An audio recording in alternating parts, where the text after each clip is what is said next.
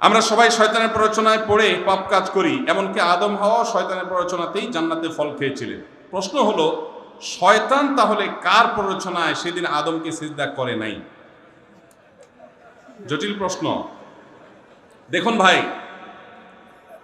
শয়তানের প্ররোচনায় আদম আলাইহিস সালাম নিষিদ্ধ গাছের ফল খেয়েছেন। আমরাও শয়তানি কাজ করি শয়তানের প্ররোচনা। এখন প্রশ্নকর্তার প্রশ্ন হলো, তাহলে শয়তানরা কে প্ররোচনা দিছে? এর উত্তর হলো, তারেও যদি আরেকজন প্ররোচনা দেওয়া লাগে তাহলে সে শয়তান হলো কেমনি?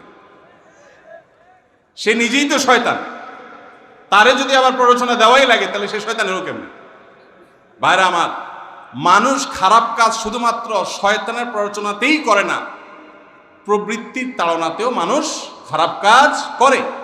দলিল আল্লাহ তাআলা কোরআনে বলেছেন, ইন্নান নাফসা লাআম্মারাতুম বিসসু। মানুষের প্রবৃত্তি এটা মানুষকে অনেক সময় খারাপ কাজের প্রতি নির্দেশ করে। এই যে রমজান মাসে শয়তান শেকলে বাঁধা আছে, তারপরে কি সব খারাপ কাজ বন্ধ হয়ে যাবে? তার মানে ওই যে ভেতরের যে শয়তানের দোসর, ভেতরের শত্রু যে কুপ্রবৃত্তি, সেই কুপ্রবৃত্তি মানুষকে খারাপ কাজের নির্দেশ দেয়। তো শয়তানের প্রবৃত্তি থেকে খারাপ কাজের নির্দেশ দিয়েছে।